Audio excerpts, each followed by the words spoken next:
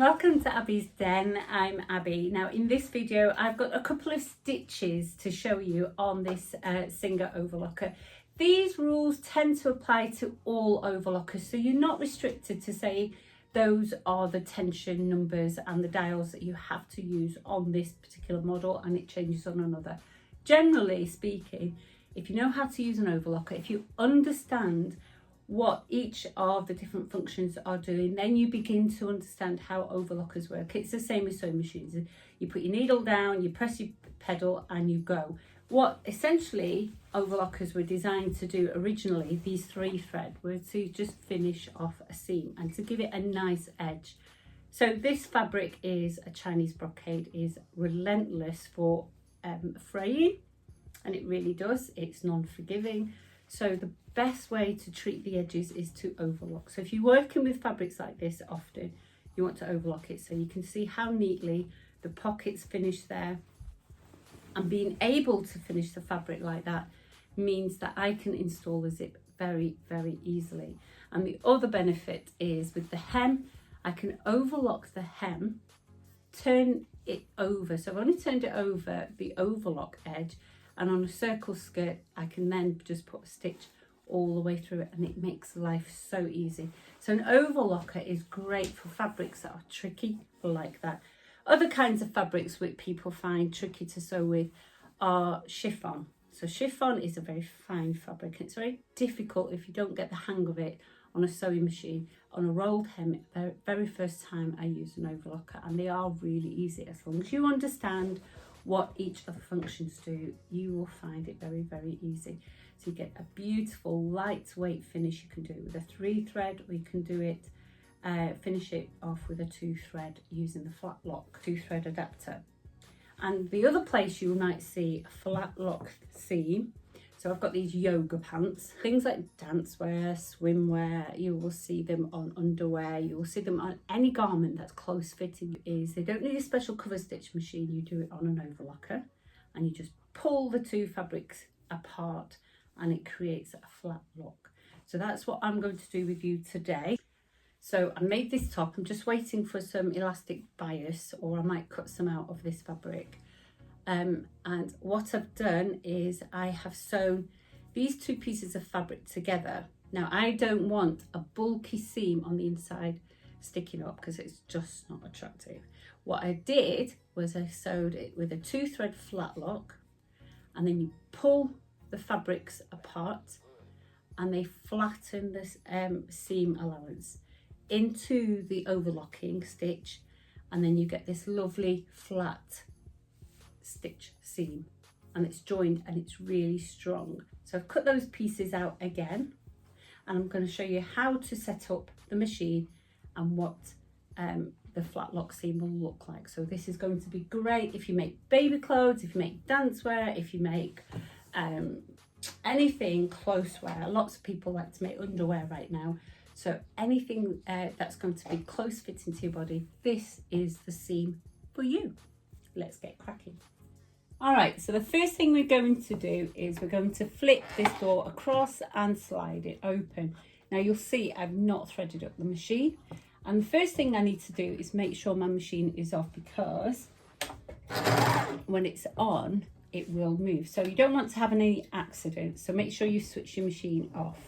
All right, so I'm going to lift up the upper looper right to the top there.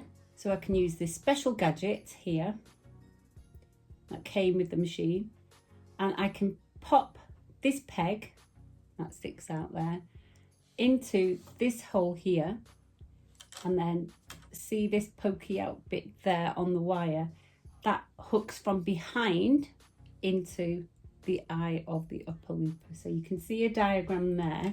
So I'll pop that peg into this hole here, there, and then I'm going to just push this plastic thing until I get it hooked into that hole there. Right. All right, so now we've got that looper adapter in. What we can do now is just get rid of one of the needles, and I'm going to get rid of the right needle, because I think if we have a wider seam allowance to pull across, it'll be much better So just get rid of that. And there we go. So we've got just the left needle in there with the adapter in. Okay. So the next thing we need to do is just thread the machine.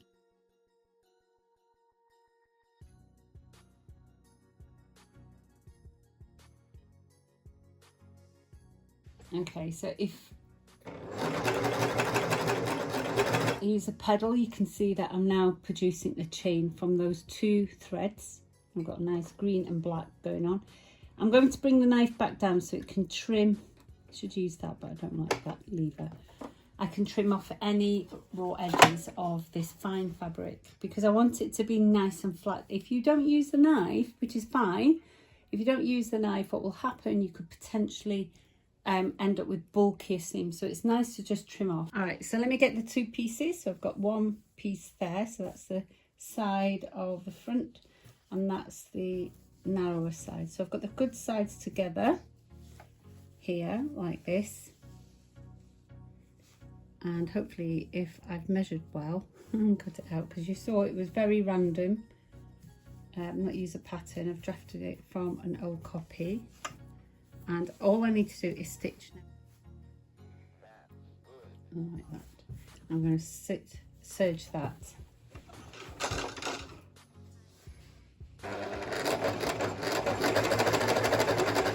So hold your fabric carefully, don't force any of it, so nice and gently.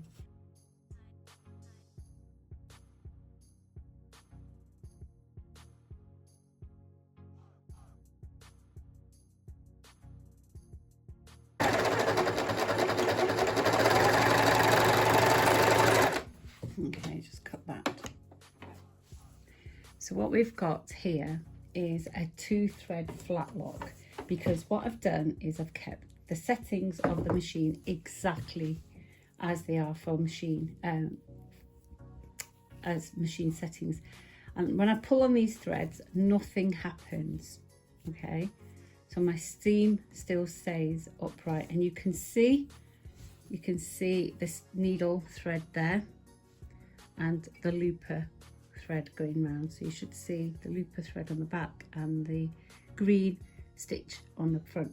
So if I grab the other pieces, like what we want to do is we want to tighten the looper and we want to reduce the needle. The reason we want to reduce the needle tension is so that we can stretch the fabric across, right? And it means we will get a stitch on the good side. And we want to tighten the looper so that they shrink and they sort of force themselves closed and wrapped around the fabric. So we're loosening the needle so that it opens up, but that means we'll end up with loops on the back. So we want to tighten them up so they're not so loose. I'm going to loosen the needle right down to 0. You can have it at 0 if you want to. I sometimes leave it at 1.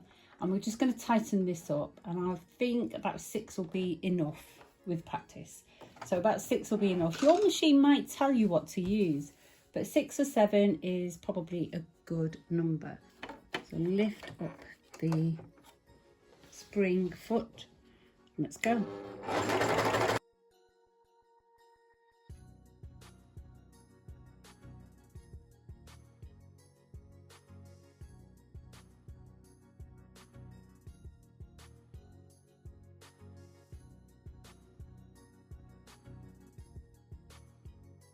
There you go.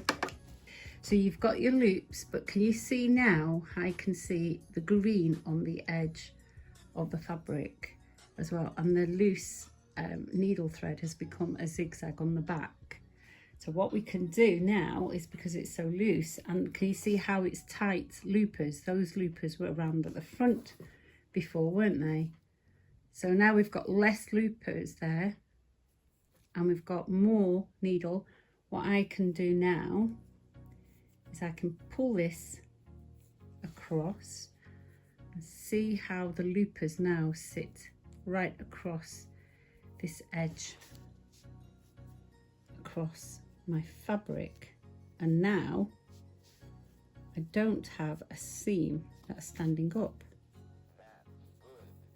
and it sits nice and flat on the fabric. Now I've got things like that going on, you just need to play with the tensions a little bit and work on them to get them right for you. And to be honest, I'm still using a size 90 needle. You would not use a size 90 needle on a fabric like this. You reduce it down to a 70, maybe even a 60, depending. But now on the front, my needle thread is showing, so I've got a nice green line going down the front of my garment there, like that. So that's it. That's your 2-thread adapter, and hope you found that useful. If you did, do comment below, let me know. And if you do, and you subscribe to Abby's Den and you follow me on Instagram, then you're in with a chance of winning this wonderful sewing machine that I picked up. It's themed with a haunted Halloween theme, and we're giving it away because I just cannot have that many machines in my room. But not only that, between now and Christmas, I have got some amazing prizes to give away. I mean, we are not kidding. We are talking about some big names. Those are the brands that I like, the ones that I use in my sewing room every day without fail. And you're going to want to know who they are because they are great brands. You might want to keep it for yourself. You might want to Christmas gift it to somebody. But you do need to subscribe, you do need to follow, and you do need to keep watching.